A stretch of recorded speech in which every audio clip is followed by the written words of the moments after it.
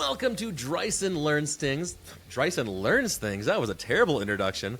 I'm Drysen, and today I'm talking to Stacey Jaeger. Jaeger. All right, I'm going to get it right here. Stacey Jaeger, and we're talking about a go-to-market campaign you worked on at FlexTrades. Hello. Hi, Tell me a little happy bit to be about. here. Yeah, glad to have you. So I'm a little curious because I've never been involved in a go-to-market campaign. So let's start the bone basics. What is it? So, go to market can often be thought of bigger than campaigns, even. Go to market is something where you really can plan to be transformational with your strategy for any type of campaign, a project, a product launch, frankly, anything. And anything that requires more than one team to be successful, go to market is the way to go. And there's so many different ways that that can look depending on the company itself. But the framework itself is really defining who makes sense to include into the go to market team and what is it that we're trying to achieve together. Is it where we have an audience that combines us into one team? Is it a goal or a result we're trying to achieve? And together we can collaborate, think of the strategy, think of the approach, think about what every team needs to do in order for this to be successful, and have that plan that comes together. So there's a Yeah. lot of different touch points that go together in a go-to-market campaign. Um, I come from the content marketing world, specifically motion graphics and animation. But I want to know, what are all those different pieces of content and all the assets that have to come together to launch a successful campaign? Sure. So it again, it looks different for every company. So perhaps I can give you a example from something from ours. Yeah. We actually have two go-to-market teams at our company because we have different audiences, and we defined our go-to-market teams based on audience. So we have our prospective client audience, and then with our company, we have technicians that we are continuously looking to hire and bring on board to our team. So more of that, growing HR kind Yeah. of route there too.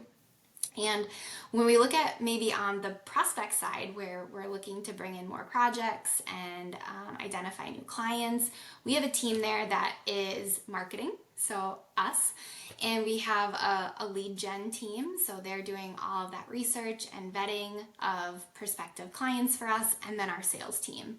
And for us, it's really important for the three teams to collaborate together and define what is it that each team is going to do in order for campaign A, let's say, to be successful. So whether it's we have identified a hot industry that clearly needs our services right now, how is lead gen going to contribute? How is sales going to contribute? How is marketing going to contribute? And it really helps us collaborate together, unify our strategy, and then from there, in future meetings for that, we can come back to the table with the data and discuss it, make changes for the next strategy that we want to go after, and so forth. So it just gives us a spot to work together and hopefully achieve better results because we're all moving in unison and we're all working towards a common goal, which is bringing in more of the type of client that that campaign wants to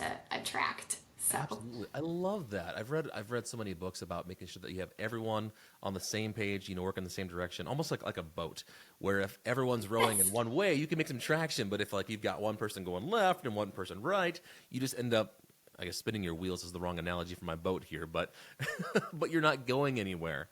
So talking a exactly. little bit about that, when you have everyone on the same page, like just talking about the results that you've seen. I mean, the results, in my opinion, are 10 times what they would be if everybody was just rowing in different directions without more. Who's that person that sits at the front of the boat that says, row, row? The job that I Without, want. yes, yes, without that person, it's chaotic, exactly how you just mentioned. So the results can be tremendous if, everybody does follow through with their actions, the strategy makes sense. And oftentimes what we found is, that setup of the go-to-market meeting takes a little bit of time. Yeah. Because there's not one model that fits all companies out there. You got to figure out what that go-to-market team and that strategy and that collaboration looks like for your company, and what is it looking to achieve. And that might change too over time. What you need for this quarter might look different for the next quarter. So another example I'll tell you from a results perspective is with our other go-to-market team that sits more on that technician audience side. We learned very quickly that after we implemented that team, it wasn't the same as the other team. We weren't going to be able to drive it the same as the other team. And it was a bigger team too. There was a lot more teams involved in collaborating and making that go-to-market meeting successful. And because of that, we also found there was a lot of gaps in knowledge just of all the folks in that team, of the various processes, of the various touch points that might be happening with that audience. So we actually had to take a step towards, hey, let's have our meeting have an education section for each team to come and bring a critical process to the table so that all of us, all different departments, whether it's HR, recruiting, ops, marketing, we all know what is going on. So then we can look at what are the opportunities, what are the challenges, and where do we want to go from here. Automation's big, so that's a big topic that gets brought up too is, hey, we have this type of process and here's the opportunities that we see with it. Within that, what could we automate even to leverage higher gains within efficiency, results, whatever that might look like. So I could sit here and talk about this for hours. There's so much. But those are some examples of results that you could truly see from implementing a go-to-market strategy and team and use that with your campaigns. And especially the education part of it, I think, is huge. Because there's so many times that I've been involved in different meetings that you have, maybe one too many cooks in the kitchen that don't understand what the other side is doing. And so just getting everyone on the same page, the same information and same knowledge really, really helps.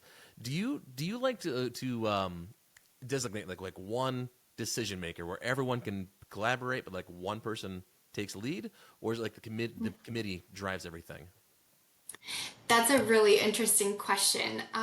So what I've found, even in research outside of other folks who have go-to-market teams like we do, it's pretty common across the board that somebody that sits in like a supporting role that tends to collaborate a lot with all of the teams involved on a regular basis will probably moderate and just lead discussion, make sure there's an agenda, make sure people, the meeting's flowing. For our company, that's me. Marketing tends to hold that often, or you might also see IT, for example. IT sits across all departments too, usually. I suppose at that And point, then it's feature common to management have. sometimes, like what's possible. Yes, exactly, right.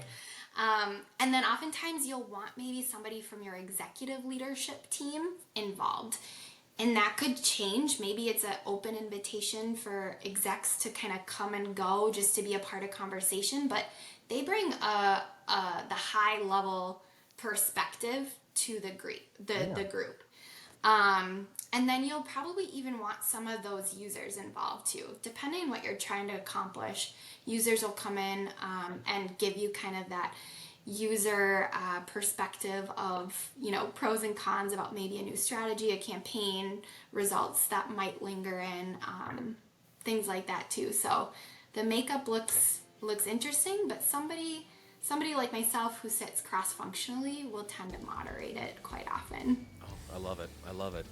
Stacey, that's our time. So thank you, You're Stacey welcome. Jaeger from FlexTrades, sharing information on the go-to-market campaign. So I appreciate it. For everyone else watching, thanks again for tuning in, and we shall see you tomorrow. Drysen Learns Things is brought to you by the Discovery Workshop from Made by Things. If you are looking for a content partner to help you brainstorm, set goals, and create content that truly resonates with your audience, check us out at madebythings.com/discovery.